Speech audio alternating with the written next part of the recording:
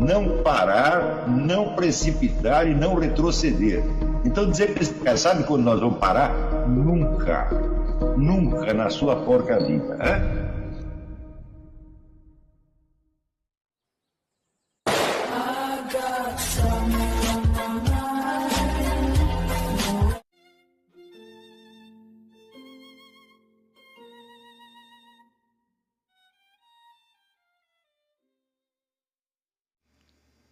E aí pessoal, tranquilo? Então vem aqui antes do vídeo começar, pedir para vocês se inscreverem, quem não for inscrito, compartilhar, curtir, comentar. Quem puder seja membro do canal, que isso ajuda bastante. Tem também o link do Apoia-se. Quem puder ajudar nosso canal e apoiar financeiramente vai ser muito bem-vindo. Mas o mais importante é transmitir o conteúdo e os conhecimentos do professor Olavo de Carvalho para mais e mais brasileiros. Então compartilhe e ajude aí nossa causa. Muito obrigado a todos os membros, apoiadores do canal. Fico muito feliz. Tenho certeza que a gente está no caminho certo. Então fiquem com o vídeo e até mais. Valeu! Pergunta interessante. Aqui o Haroldo pergunta: a modernidade já apresenta sinais de ruptura? Já é possível sondar o que vem depois? Bom, como em tudo na história, a resposta é sim e não. Quer dizer, nós vemos que alguns desses elementos, cujo princípio nós podemos rastrear aqui, ele já apresenta os sinais de esgotamento, claro. Porém, o que nós não podemos saber é se esse esgotamento é uma solução, quer dizer, um fim, uma libertação, ou se é um agravamento. Isso aí realmente não dá para saber. Às vezes você vê as duas coisas vindas juntas. Quando você vê essa tendência chamada pós-moderna, tentando resgatar alguns elementos de épocas anteriores, isso vem acompanhado, vamos dizer, de uma radicalização de certas posturas modernas e não de uma libertação delas. Então, realmente é muito difícil saber o que vem depois. Agora, que o ciclo já se revelou inteiramente, quer dizer, quando você chega na questão do governo mundial, da administração mundial, o mundo inteiro burocratizado e regulamentado, eu digo, bom, é difícil conceber alguma modificação interna pelo qual esse sistema possa se renovar. Quer dizer, ele chegou na sua culminação. Mas, se este processo vai se realizar, se nós vamos viver de fato numa espécie de ditadura mundial, se ao contrário, isto vai provocar uma série de perturbações caóticas, não dá para saber ainda. E eu acho que esse processo ultrapassa a compreensão humana pelo número de variáveis que está aí envolvido. Vocês não esqueçam, por exemplo, que essas centrais globalistas, elas têm milhares de intelectuais, de estudiosos trabalhando para elas, somando todas as variáveis, colocando tudo num computador, discutindo aquilo dia e noite, e mesmo elas não entendem, fazem cada burrada enorme. Então, tudo o que nós podemos fazer é sondar possibilidades com muita consciência da nossa limitação. Quer dizer, não é possível prever exatamente para onde as coisas vão, mas a gente pode assinalar algumas variáveis e tentar, vamos dizer, nos adaptar mais ou menos a elas, nos adaptar em primeiro lugar cognitivamente, isso é, criar as condições para que nós possamos continuar tentando entender o que se passa, quer dizer, não desistir de entender, porque esse é o ponto principal. Eu vi uma vez num documentário uma garotinha francesa que tinha sido vítima de uma dessas seitas tipo Rajneesh, e que depois de ter sido retirada da seita pelos pais, ela olhava assim para o vazio e dizia: não, eu não quero mais saber a verdade. Quer dizer, tinha chegado naquele ponto de esgotamento. Então, vamos dizer, o bombardeio informático, o número de informações contraditórias tinha sido tanto que o cérebro paralisou e daí para dentro aceita qualquer coisa. É neste estado que nós não podemos ficar. E eu vejo eu vejo muitas pessoas nesse estado, elas não querem mais saber, já desistiram. Não querem entender, porque o processo da busca da verdade se tornou demasiado complexo e doloroso. Eu acho que o ponto principal é esse: nós não podemos abdicar de jeito nenhum. Quer dizer, não aceitaram, depois em troca de um alívio postiço, né, a abdicação do dever fundamental da inteligência, que é o que justifica a nossa presença no mundo. Aqui, pergunta do Carlos Nadalim. Na primeira aula, o senhor assinalou certas características do protestantismo que se alastraram pela modernidade. Na terceira aula, destacou o isolamento que intelectuais modernos fazem da astrologia e suas averiguações sobre a estrutura da realidade. Sob certo aspecto, o protestantismo não estaria também carregado dessa tendência de isolar, ou melhor dizendo, desconsiderar os elementos constitutivos da sua própria prática? Em outros termos, o apego às Sagradas Escrituras, sem uma crença na instituição que as produziu, não seria análogo à desconsideração realizada por intelectuais modernos à realidade astrológica? Mas sem sombra de dúvida. Sem sombra de dúvida. Quer dizer, todo o protestantismo se assenta numa espécie de coisificação das Sagradas Escrituras. Né? O padre Paulo Ricardo fez piada com isso, dizendo, não, esses camaradas pensam que a Bíblia veio pronta do céu com zíper e tudo, né? Quando, na verdade, nós sabemos que os evangelhos foram escritos 40 anos depois dos acontecimentos. Né? Os próprios evangelistas dizem, olha, tem muito mais coisa, mas isso aqui foi o que eu consegui recolher. Eles dependiam do depoimento de terceiros, tá certo? E não tinham os procedimentos científicos, historiográficos que foram desenvolvidos muito tempo depois.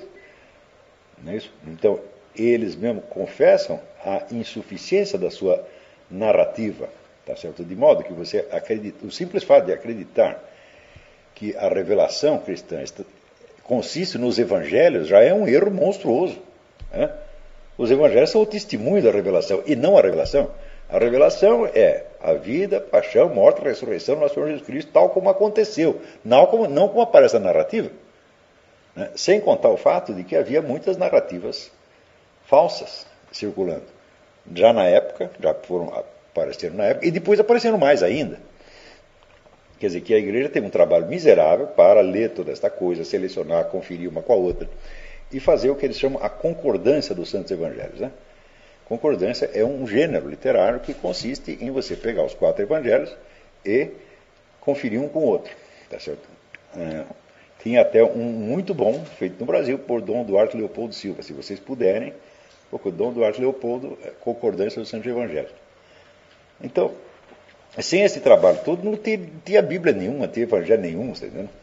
Então, o próprio teor dos Evangelhos revela o esforço da igreja de preservar, né, e compreender, na medida do humanamente possível, o sentido da revelação. O Evangelho vale como isto. Quer dizer, ele não é sequer um testemunho direto. Ele, como ele diz, é um testemunho do testemunho. Tá certo? E esse testemunho do testemunho é feito através da mediação da igreja. Então, olha, se a igreja não era nada, porque existem até autores protestantes que contestam a fundação da igreja, no ato em que Jesus nomeia Pedro como chefe da igreja, eles contestam a legitimidade disso aí. Eu digo, bom, então, meu filho, se não tem igreja, não tem evangelho nenhum. Tá certo? Então, o fato é que depois de séculos de protestantismo, a gente vê que, de fato, muitos valores cristãos foram melhor preservados no protestantismo do que no catolicismo. Isso é verdade, nós não podemos negar isso. Né? Até por experiência pessoal. Né? Eu, muitos anos atrás, eu tinha 20 e poucos anos, eu tinha uma namoradinha chamada Marta, e a Marta era filha de família protestante, a primeira pessoa protestante que eu convivi mais. E eu via que ela tinha um nível moral que eu não imaginava que existia pessoas assim, um senso de honestidade, uma coisa. E eu falei, o que é isto? Né? Isso era a educação protestante. A gente não via isso no meio católico, então não pode negar que isto acontece. Tá certo? Porém, na sua origem, o protestantismo foi um sinal de alienação monstruosa. Quer dizer, Lutero realmente não sabia o que estava fazendo. Né? Ele mesmo não previu o tamanho que a coisa ia ser. Né? Ele está como aquele japonês que apertou a válvula da descarga no instante que estourou a bomba de Hiroshima. Tá entendendo? Eu não pretendia isso. Né? Então, ele mesmo ficou assustado com o que ele fez.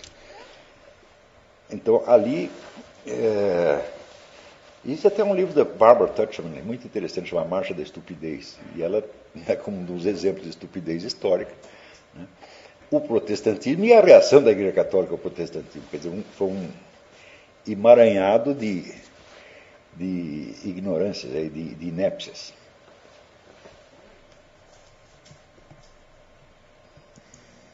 Aqui.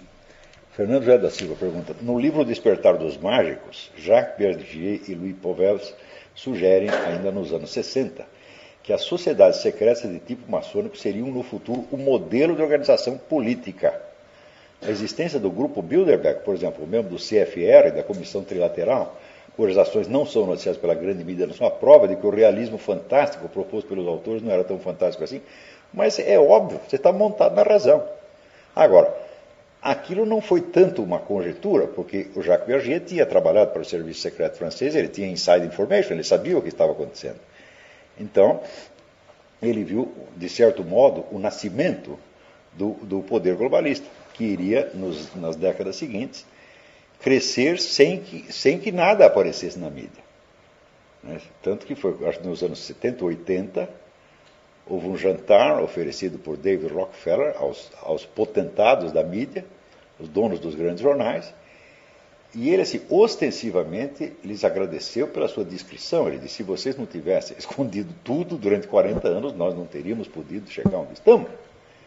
Quer dizer, você quer mais do que isso? Quer dizer, a confissão. E agora, nós estamos mentindo, nós escondemos tudo e vocês nos ajudaram, toma lá o seu dinheiro, a sua propina, né, e vai para casa gastar. Né? Então, isso realmente estava acontecendo. Isso não é uma interpretação, isso de certo modo, é um depoimento. Ele tem, evidentemente, o mérito de ter previsto o crescimento daquelas coisas. Mas, se você reúne as pessoas mais poderosas do mundo, mais ricas do mundo, né, junta 300 delas para reunir e decidir o que vai ser o futuro da humanidade, é claro que vai acontecer. Quem vai poder dizer que não? Não é isso? E você viu esse exemplo que eu dei outro dia do sujeito que foi demitido do Banco da América porque, nas horas vagas, escreveu um livro contra o casamento gay, quer dizer, não tem nada a ver com o emprego dele no Banco da América. Quem pertence ao Banco da América? O Rockefeller. Tá certo? Então, estas políticas, entre aspas, progressistas, cujos militantes acreditam que estão lutando contra o establishment, né, na verdade são a própria expressão do establishment. É o establishment que os mandou fazer isso e eles estão fazendo. Como esse pessoal do Occupy Wall Street, né? E são... eu sei até um artigo da Ann Coulter muito interessante, dizendo: eles foram protestar na frente da casa do Rupert Murdoch, né? Mas o que é que o Rupert Murdoch tem a ver com Wall Street? Ele não é um banqueiro, ele não é um financista. Ele é um empresário de uma empresa, que você gosta ou não, ela faz alguma coisa. E não é o caso do Wall Street. Wall Street é pura finança. Tá certo? Então, por que numa passeata contra o Wall Street você vai protestar contra o sujeito que não está lá? É muito simples, porque a passeata é financiada, porque está em Wall Street, ou seja, George Soros e Rockefeller e outros como ele. Então, aí é um caso, vamos dizer, de uma ignorância monstruosa, uma alienação completa, onde o sujeito está fazendo o contrário do que ele pensa que está fazendo. Não é? Quer dizer, aquela massa de militantes não tem a menor ideia de qual é a força histórica real por trás daquilo. Né? Então, esse fenômeno onde pode ter acontecido em outras épocas num grau menor. Tá certo? Por exemplo, você vê quando se forma o movimento comunista, né? 1848, a primeira internacional. Bom, você não pode dizer que aquilo lá foi uma obra de banqueiros, né? Assim como o Partido Nazista. Tem um estudo sobre financiamento do Partido Nazista, esqueci o nome do autor, mas é um livro muito bom. Ele mostra que no começo o Partido Nazista foi inteiramente financiado pelas contribuições dos seus militantes. Quer dizer, na verdade era o proletariado alemão que estava financiando aquilo, né? E mais tarde, claro, entra dinheiro do Wall Street, entra dinheiro sei lá de onde, né? Mas hoje em dia essa coisa como Occupy Wall Street, fala, não, isso não é um movimento popular já existente que depois foi financiado, não, a coisa sai inteirinha da cabeça de George Soros e outros como eles, né? Então, para você chegar a esse ponto, é necessário que haja uma defasagem enorme entre o que está acontecendo efetivamente e o que sai na mídia. Ou seja, a mídia hoje é exclusivamente um instrumento de engenharia social. Ela não tem mais nada a ver com a circulação de informações. Você pode dizer que até os anos 50, 60 ainda tinha. Você tinha deformação, você tinha o viés, você tinha propaganda, etc, mas no grosso, a maior parte dos jornalistas estavam lá para realmente informar as pessoas o que acontecia. Claro que podia deformar as notícias de acordo com o seu viés ideológico, mas, vamos dizer, essa ocultação total, né, e esse direcionamento completo da mídia para a manipulação de massa, isso não existia. Isso é um fenômeno novo e começa justamente nesta época. E se pergunta, como é que se faz isso? Eu digo, é muito simples, você reúne todos os donos.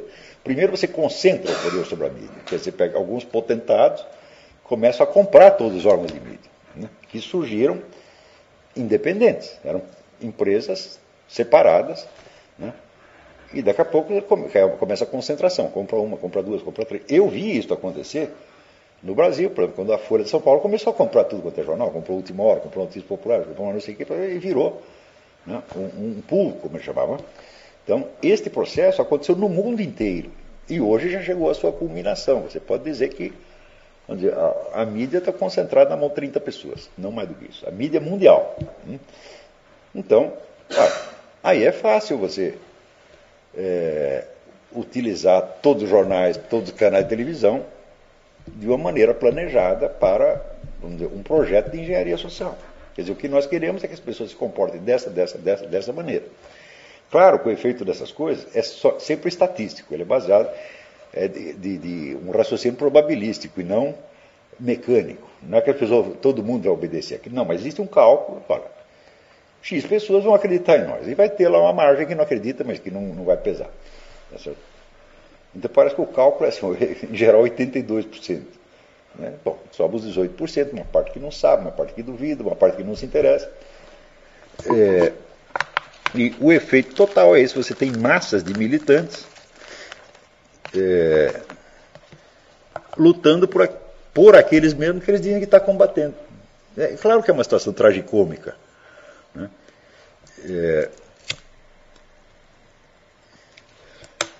Mas isso é o que está realmente acontecendo. E o Jacques Berger, quando ele disse isso, ele disse, não era uma interpretação, ele não é um historiador, né?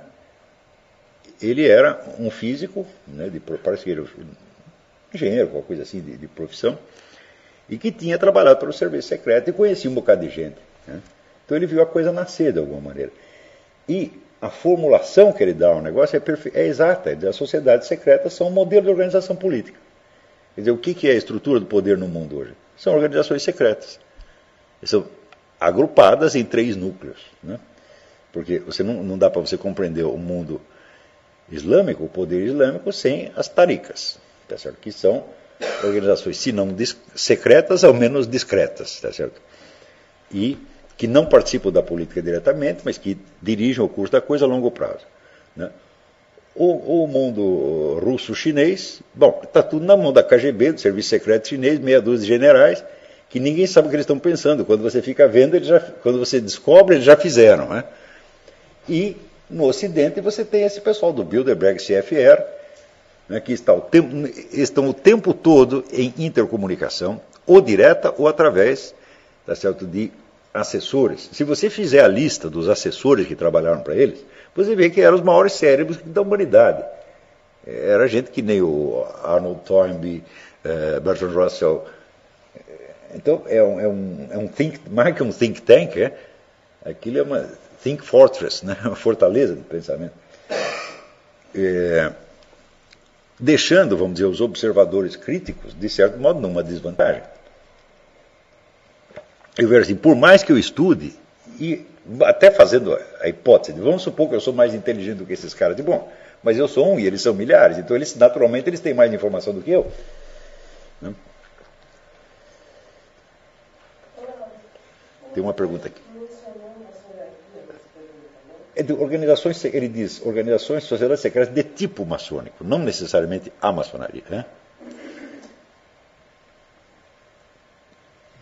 Quer dizer, aí o modelo maçônico não precisa nem ser seguido muito à risca, com aqueles rituais, aquela coisa toda, né? Hoje, eu acho que aquele aparato ritual todo, hoje em dia não é mais necessário, você tem maneiras muito mais simples e direta de você controlar a conduta das pessoas. Quando por exemplo, quando o Adam Weishaupt cria os Illuminati, ele cria um aparato todo de rituais, juramentos, etc., para ir comprometendo a pessoa gradativamente. Por exemplo, o sujeito entrava, ele tinha que escrever sua autobiografia contando especialmente as partes comprometedoras. Comi a mulher do fulano, né? Roubei não sei o quê. Então isso tudo ficava na mão do chefe, que podia então controlá-los por meio de chantagem, né? Em caso de traição. Mas hoje será necessário. Hoje você pode ouvir a conversa do sujeito à distância. Para que você vai precisar de uma autobiografia? Tudo simplificou demais. E simplificou naquele sentido do Bertrand de Jouvenel, quer dizer, aumentar o poder de quem tem poder e diminuir o de quem não tem. Então a famosa diferença de Karl Marx, quer dizer, que os ricos vão ficar cada vez mais ricos, os pobres cada vez mais pobres, isso não aconteceu de maneira alguma. Né? Os ricos ficaram mais ricos e os pobres ficaram muito menos pobres. É só você olhar aqui nos Estados Unidos, você vê como vive, né? O que é um pobre aqui nos Estados Unidos. O pobre é um sujeito que mora num trailer e tem um caminhão. Né? Esse é o mais pobre. Então, os pobres ficaram muito menos pobres, os ricos ficaram muito mais ricos. Porém, os poderosos ficaram mais poderosos, tá certo? E os inermes ficaram cada vez mais inermes. Isso sim aconteceu, mas não na esfera econômica. E sim na esfera, vamos dizer, da ação humana considerada como um todo. Quer dizer, é um problema fundamental que eu vejo que as ciências sociais não tratam muito, é o problema que eu chamo os meios de ação. Porque qualquer ação subentende certos instrumentos. Se não tem instrumento, a gente não vai fazer a ação. Então, a posse dos meios de ação se concentrou formidavelmente. E nesse sentido, houve, vamos dizer, uma elitização sem precedentes do poder. Né? Quer dizer, o homem poderoso de hoje, comparado a Júlio César, tá certo? Bom, Júlio César é um coitado perto dele. Júlio César não mandava, apitava nada, tá certo? Tanto que foi fácil matá-lo, né? Juntaram meia dúzia, encheram o cara de facada, depois acabou. Agora, quem é que vai pegar o Rockefeller na rua, saindo do Senado? Né? Não vai pegar. Né? Quer dizer, o sujeito tem um exército em volta dele. Né? É inacessível, você não chega lá. Né? São pessoas que se tornaram invisíveis e inacessíveis. Então, isso aí, vamos dizer, em outras épocas você não tinha os meios técnicos de fazer isso. De maneira que você vai na casa de um sujeito desse, quando você dá 10 km de distância, ele já sabe que você está lá.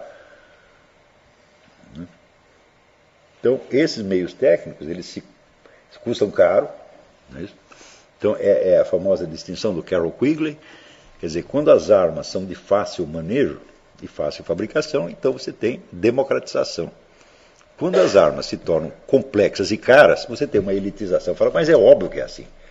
Quer dizer, isso não é uma lei histórica, como a lei dos 3 estados, a luta de classe. Não. Isso é uma verificação empírica. É assim e não tem como deixar de ser assim. Se a arma custa caro, pouca gente tem. Se ela custa mais barato, todo mundo tem. Né?